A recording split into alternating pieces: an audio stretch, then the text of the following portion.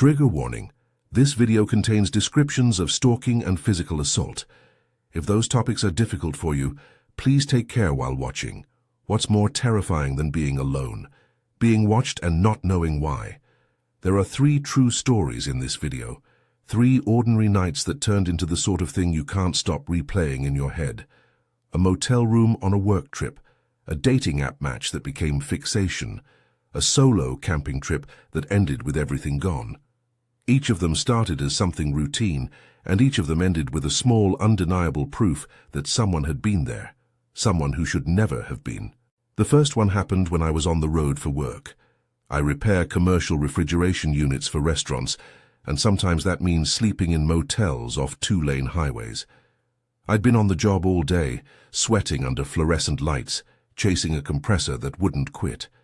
By the time I pulled into the town, it was late. The motel was one of those single-floor strips with doors that open right onto the parking lot. Cheap, quiet, exactly what I needed. The lobby smelled like old coffee and bleach. An elderly woman sat behind the desk with a lamp angled low. Her hair was pinned back in a way that made her face look like a map of the motel's past. Years of nights, of travelers doing the same thing I was doing. She stamped my receipt, handed me a key that barely fit the lock, and didn't look up when I asked if there were cameras. "Cameras?" she said, like she hadn't heard the word. She didn't seem to know the layout well. She pointed vaguely toward the 2 light poles in the parking lot and shrugged. I got the sense she was distracted, eyes that kept drifting to the lot and then back to the ledger. Small, off things. A cigarette burn in the ashtray by the door. A TV mounted high and muted. She gave me the key without much conversation, and when I asked for the Wi-Fi password, she fumbled through a piece of paper, whispering it as if it were a concession. The room itself was ordinary in the way that makes you let your guard down. A bed, a chair, a small dresser. The window faced the parking lot. The lights outside were dim. The radio in my truck hummed in the distance. I took a shower, called my wife, and was asleep fast. I woke at 2. Not the sleepy, groggy kind of wake where you stare at the ceiling and drift back. This was a hard, sudden waking. Something had found me. Footsteps outside the door. Slow, deliberate. Not shuffling. Not a drunk guy stumbling. Solid, measured steps, spaced like someone trying not to be heard. I paused, breath held, listening to the mattress sag under me. The footsteps stopped at my door. A hand. A single knock. 3 soft taps. No voice, no light under the door. I lay perfectly still. The air conditioner purred. My heart beat. The knock came again, lower this time, a soft thud that rolled down the corridor and vanished. I told myself it was someone lost, a neighbor, a drunk asking for a room. I told myself the motel was safe in a town that had nothing to hide. I moved to the peephole and looked. A pair of shoes, dark, boots maybe. The bottom of a coat brushing the concrete. No face. A shadow. I watched as a figure crouched, and then the world narrowed to a circular pinhole of glass and concrete, and a hood that lowered like a shutter. He crouched just beyond the reach of the peephole and stayed there, motionless, as if studying the door, as if listening for movement from inside. My hands were cold.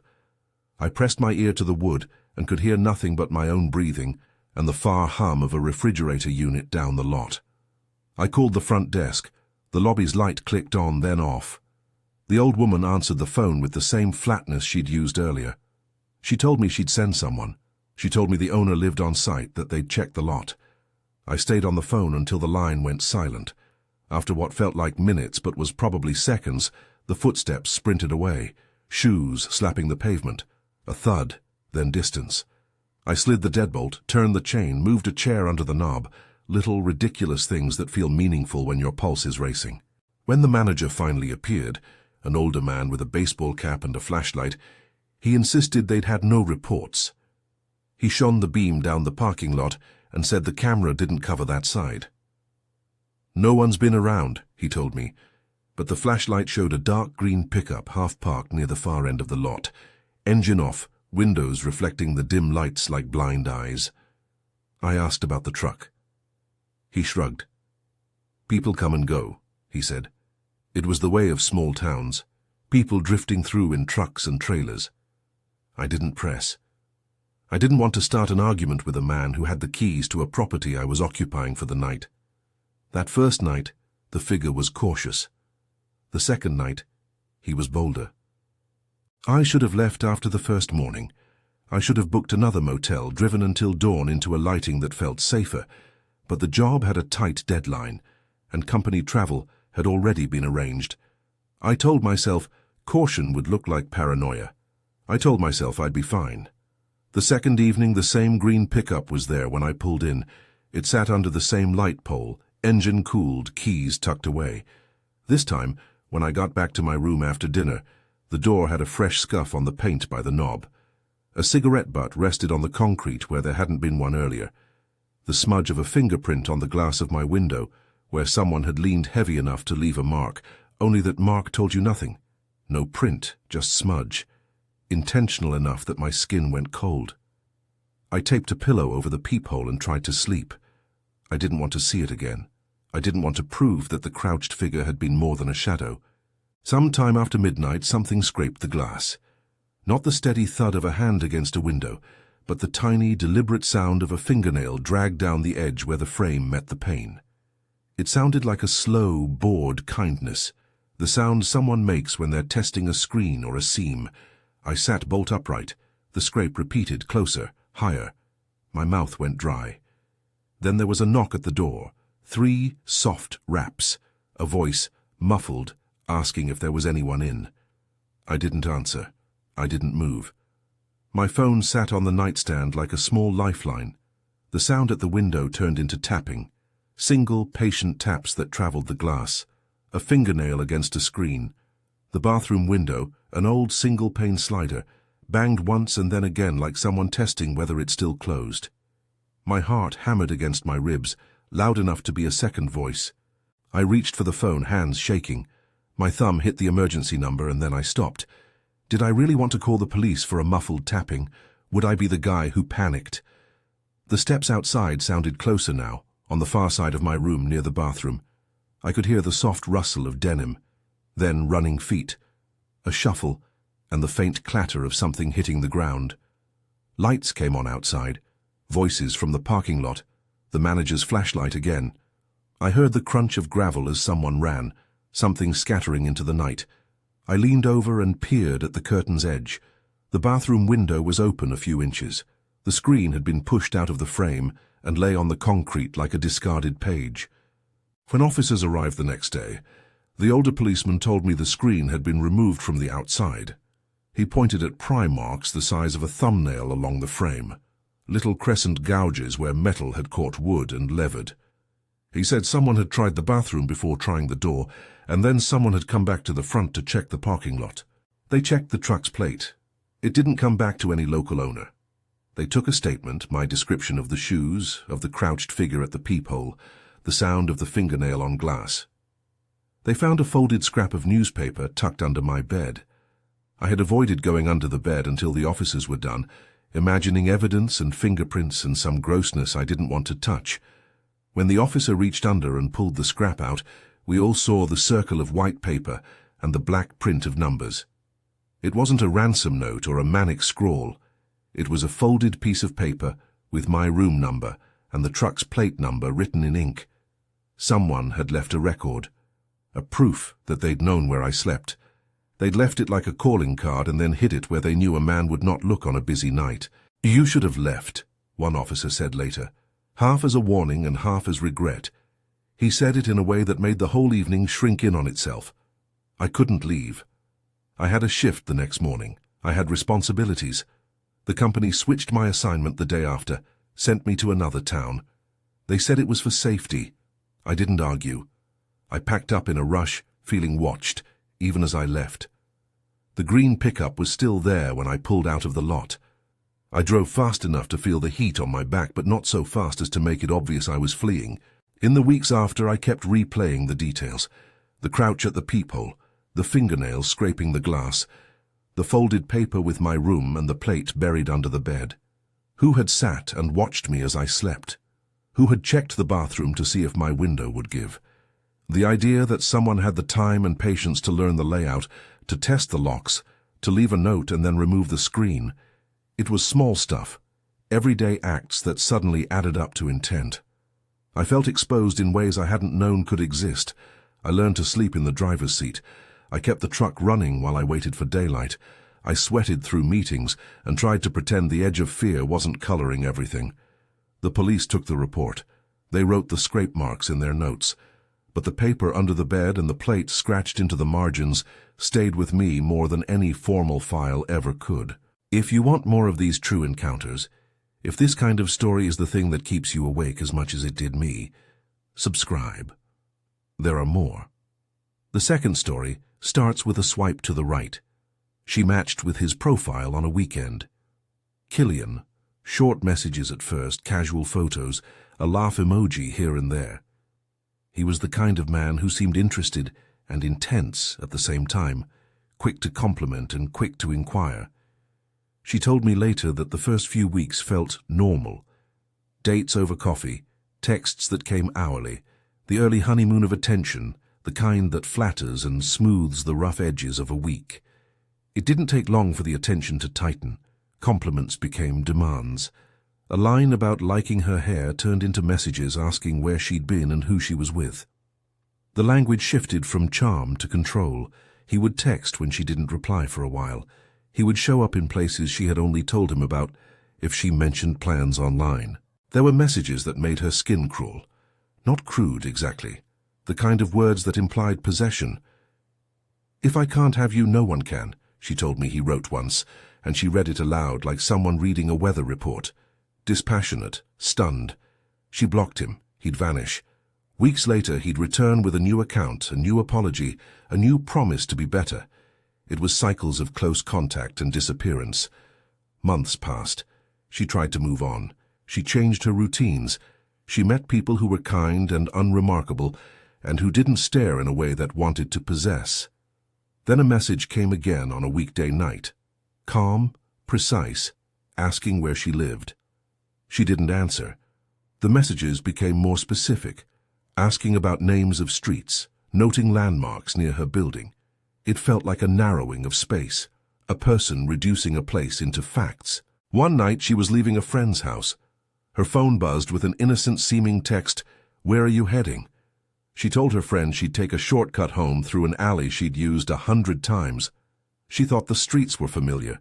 She'd walked them enough to feel safe. Her friend insisted on walking the first few steps with her, and then hugged her goodbye. She watched the friend's figure recede, and then pushed forward, the alley swallowing her shadow. Right as she turned the corner, someone called her name. It wasn't shouted, it was close. The voice used the same inflection as the messages, soft, knowing. She stopped. She spun, calling out, expecting to find a friend playing a joke. Instead, a man stepped out from behind a delivery dumpster and walked toward her with a gait that held both calm and calculation. Up until the point he reached her, everything else felt ordinary. The hum of a distant truck, a flickering streetlight, a cat darting under a parked car. Then the ordinary shifted. She told me later that everything in the alley compressed into small sounds.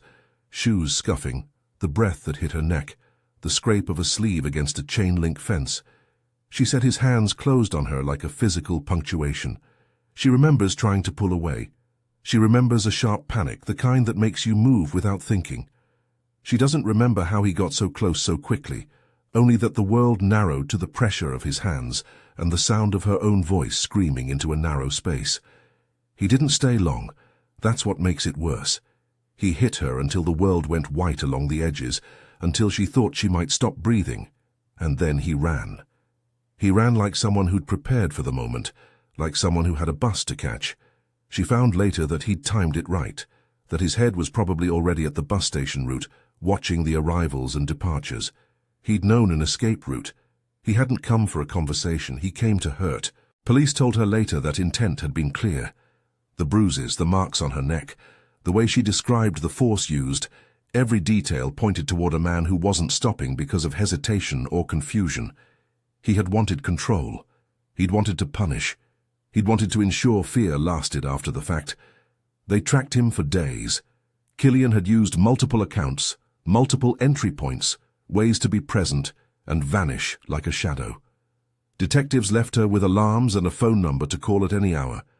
They put a small panic device in her bag, a badge of practical warmth against the cold idea that someone had tried to take her life. She moved houses soon after. She sleeps with a light on.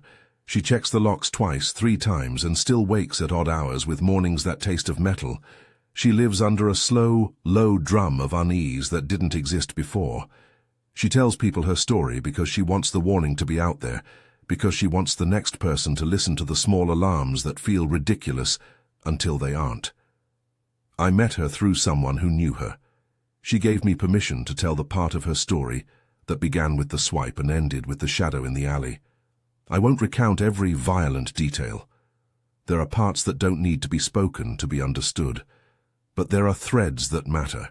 The pattern, the warning signs, the way small things, messages, looping apologies, appearances, morph into the right-of-way a predator needs to cross a line. You start to notice the tiny rooms in a person's life where someone else can step in. A love for attention, an openness about a trip, a mention of being alone at night. Predators map those rooms by inference. They don't announce the plan as we see in movies. They test, they circle. They leave fingerprints in the margins, the way an old woman's glance circles a parking lot, the way a pickup idles in the dark, the way a man reappears online with a softer voice and a patient strategy. Her story pauses here, not because the danger stops, but because danger often leaves you with a hole in your life that looks permanent. She survived the alley, but the aftermath lives in her body in small ways. The jump when a car backfires, the insistence on someone at the other end of a text, the way she double-checks a crowd as if she can preempt a step. She now carries more than just pain. She carries the knowledge that a person can cross the boundary between a digital presence and a physical threat without giving anything away until it is too late.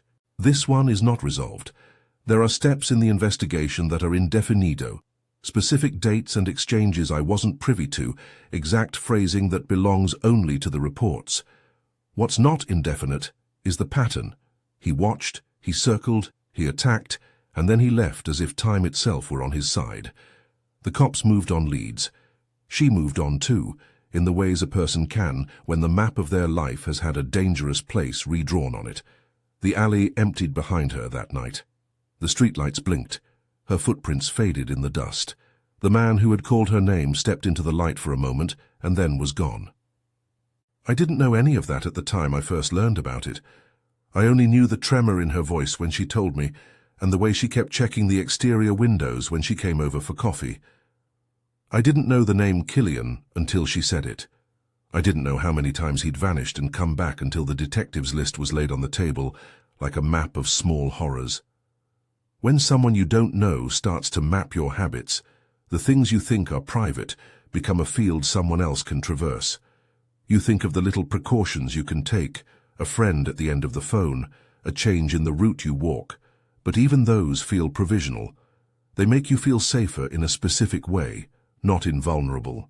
Her case is not finished in the way a story tied off with police lights and final lines would be. There was movement by the investigation, but the emotional fallout is ongoing.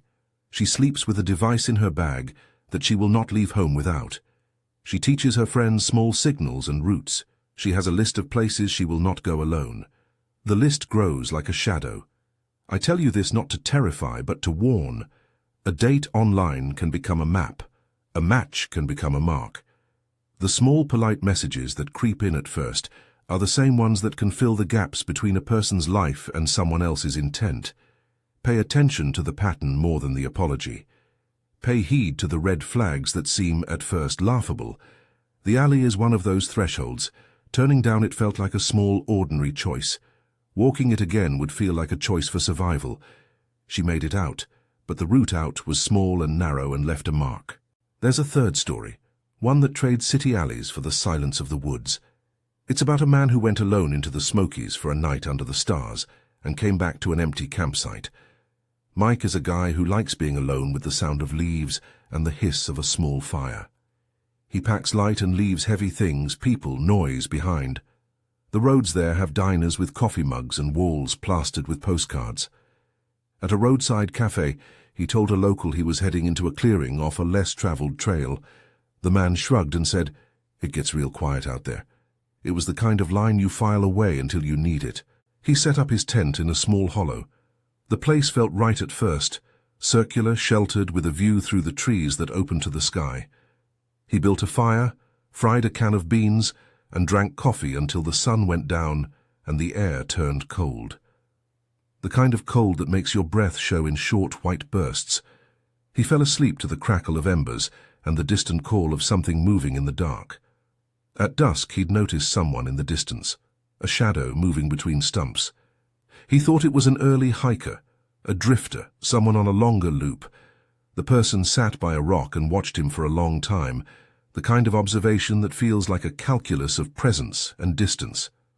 Mike waved and the watcher waved back. There was no reason to think anything of it. You see people out there. You nod at them. You keep to your business. Later, though, the watching shifted. Footsteps that circled the tent. A breath that seemed to pause outside and then vanish. Small sounds that were too close to be purely random. The scrape of something being dragged. The whisper of a zipper. Mike lay still. He remembered thinking about how thin the tent fabric is between you and a person on the other side. He told himself not to move, to make his presence invisible, to be a husk until dawn. The night stretched long. He listened to a dozen different patterns of movement, counting, timing, trying to figure out if the footsteps followed a route he could map.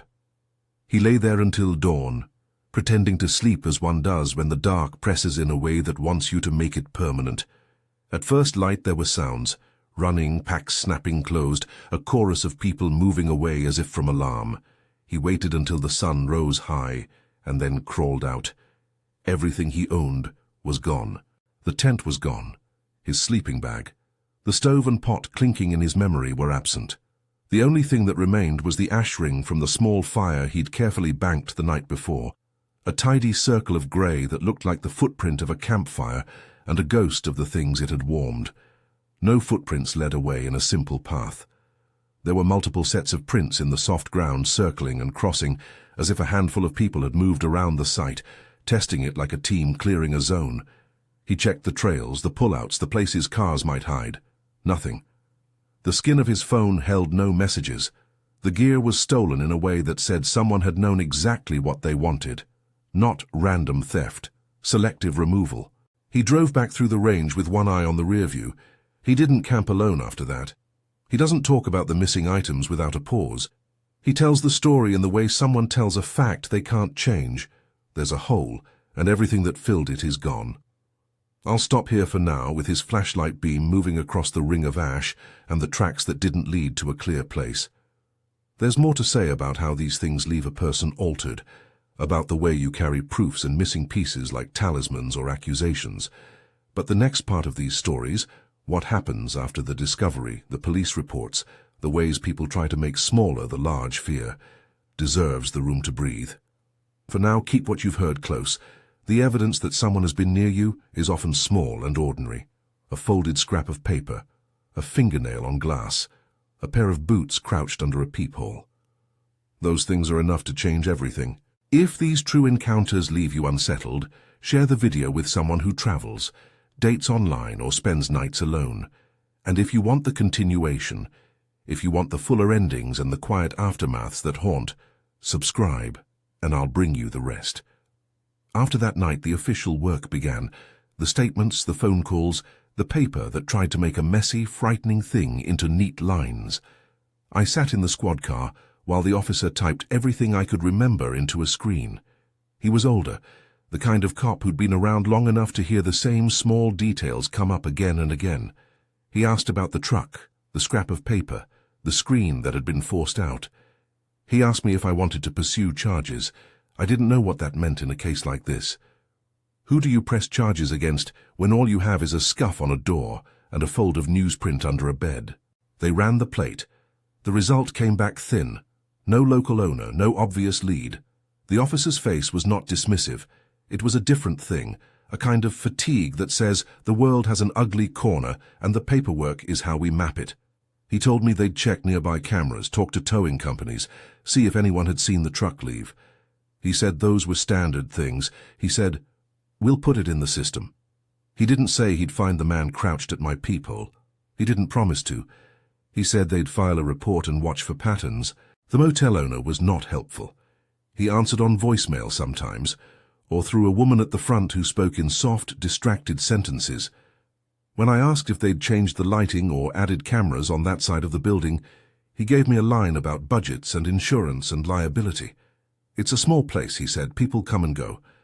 The old woman at the desk called once and asked if I wanted a refund. Her voice on the phone had the brittle tilt of someone who'd learned not to ask questions. There's a particular kind of helplessness that sits in your chest after something like that. It's not the adrenaline of being grabbed or threatened.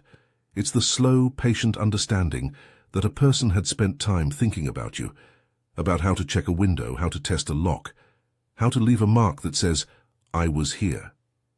That is the part that spreads. Over the next weeks, I found myself redoing tiny decisions. I started parking farther from the building, in the light near the highway. I left the cab door open sometimes, so I could get in and bolt if my stomach told me to. I kept a small flashlight wedged beside the seat.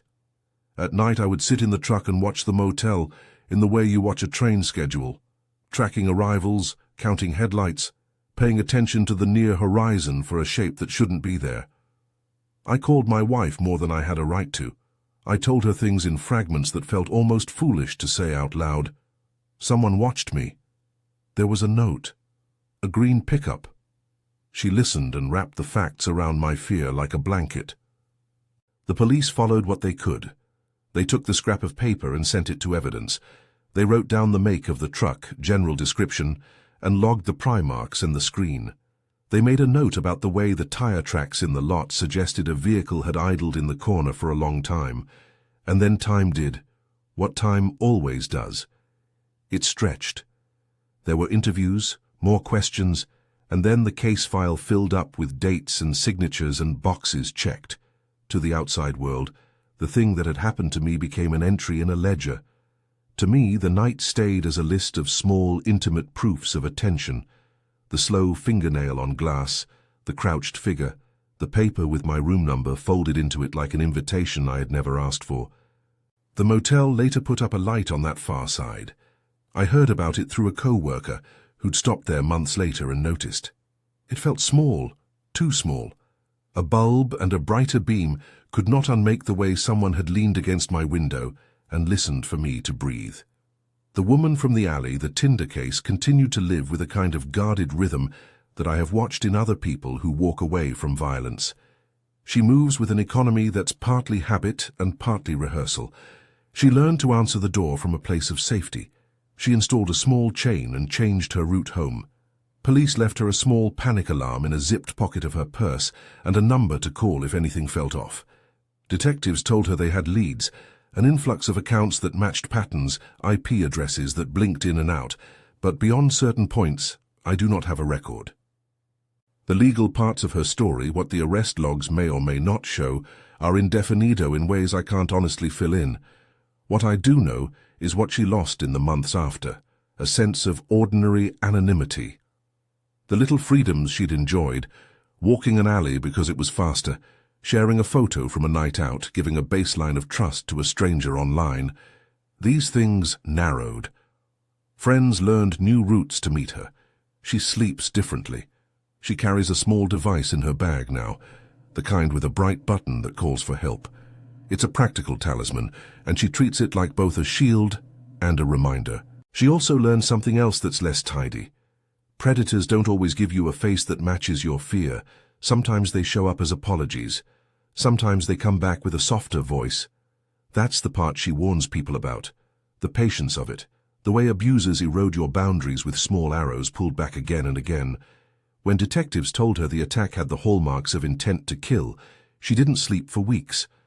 The knowledge that someone's aim could be that clear is a different kind of pressure. She went to the doctors. She reported what she could remember. She told friends pieces of the story and kept some of it tight and private. Over time, the raw edges softened, but the scar remained. She taught the people around her small protocols. Call me when you get home, text me 10 minutes after your meeting. But those small protections are not ironclad. They are small, practical ways to make the map of a life less vulnerable. She shares her story not to make people afraid, but because fear, when it lives in the open, becomes useful. It teaches other people to change their routes, to listen to the tiny alarms that sound ridiculous until they aren't. Mike's case, the man who lost everything in the Smokies, led to phone calls with park rangers and a drive back to the ranger station with a dazed sort of disbelief. Rangers listened to his description of the campsite, the ash ring, the multiple sets of prints that crisscrossed the soil like the threads of a loose net. They asked him for serial numbers, for descriptions of his tents and gear, for what brand his stove had been. He could only point at empty places where that weight used to be and say, "It was here." He logged a theft report. Rangers told him they'd patrol the area more, that they'd look for signs of a pattern. He drove out of the park with the headlights making halos on the highway, and a sense that something very practical had been taken, his gear, and something less tangible had been taken too, the ease with which he'd once chosen solitude as a comfort. Later, he learned the tracks showed more than one set of feet. That was the thing that lodged in his memory, not one person rifling a bag, but a small group moving in and out, working with a method that suggested planning, multiple prints circling and overlapping. He told me he'd bent down at dawn and traced the lines with a stick until the ground blurred into a map he couldn't translate. How many people had been close enough to touch the tent while he pretended to sleep? How many had crouched, tested the zipper, and then walked away with his life's small apparatus in packs on their backs? No one could say. He didn't sleep under the stars again for a long time. He kept his truck keys in his hand on the way to the restroom at night, and he stopped taking long, solitary runs into remote clearings. The things he once saw as features of his life, independence, silence, space, acquired new, sharper edges. Friends bought him new gear eventually, and he keeps some of it in the truck now, within reach. But the missing items never came back. The plates, the stove, the sleeping bag. Those are small, replaceable things in one sense, but they were also tactile proof that someone else had been in the margin where his life had been kept. There are threads that run through each account. The first is smallness. Small marks, small noises, small objects that later total something vast. A scrape on glass, a folded scrap of paper, multiple boot prints in soft dirt. These are the details that make an event verifiable. They are the things police write down and then try to track. They are also the things that lodge in memory more effectively than any dramatic scene. We remember the fingernail on the window because it seems, on its face, pointless.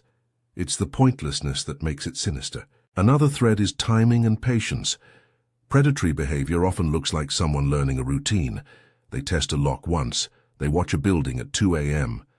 They send a text that asks a small question, then another, and then they show up in the alley. The most dangerous people move slowly enough that you mistake the motion for coincidence. That's what makes these stories so unsettling. The people involved didn't burst into their lives with shouting and obvious malice. They arrived through ordinary moments that could be brushed away if you wanted them to be. That's the thing you notice later. The prelude is all wrong in the ways you can name only in retrospect. A third thread is institutional limits. In all three cases, officers and rangers did the things they could. They took reports, they logged details, they looked for patterns. But paperwork and resources are not guarantees. A camera not covering the right side of a parking lot is a blank where a piece of evidence should be. An unregistered truck plate is a gap. A campsite left empty in the morning is a place where small, targeted theft can happen before a patrol loops by. Those are not moral failures so much as structural ones. Things that make ordinary people more exposed than they should be. What can you do with that? I don't want to give a listicle of precautions because the point is not to make your life a long inventory of fear. Instead, think of these stories as a set of small lessons in paying attention. Tell someone where you're going. Check the camera angles when you pick a motel. Don't treat persistent small signals as courtesy errors. If a person's attention feels too intense, let that alarm be louder in your own mind. Have a plan for leaving a place early. Carry something that makes noise if it helps you feel less alone at night. These are not cures for the cruelty of another, but practical ways to reduce the opportunity for it. I will say this plainly. None of these people did anything stupid. They were ordinary in ways that made them vulnerable. They were at work, they were walking home, they were alone in the quiet of a forest. Those are normal things. The danger came from outside, from people whose skill is exploiting normalcy. That's the haunting part. There is also a continuing cost. The motel night changed the way I travel. The alley attack altered a woman's sense of who to trust in messages and smiles. The empty campsite changed how a man saw solitude. These are not endings that wrap with a neat bow. Recovery, when it comes, is a small accumulation. A night slept without waking, a walk taken without flinching, a trip made without calculating variations. Sometimes, recovery is simply learning how to live next to the memory, not erase it. There are, of course, questions left open. Was the truck ever traced to a person? Indefinido. Did Killian face charges that satisfied the people he harmed? Indefinido. Were the stolen camping items ever recovered? No. Those blanks are part of the realness here. Life doesn't gift us closure. We take what we can. Reports filed, new routines adopted, devices carried in bags like small confidants, and go on. If these stories sit heavy with you, share them. Not to spread fear, but to spread caution. Tell someone who travels at odd hours about cameras and lighting.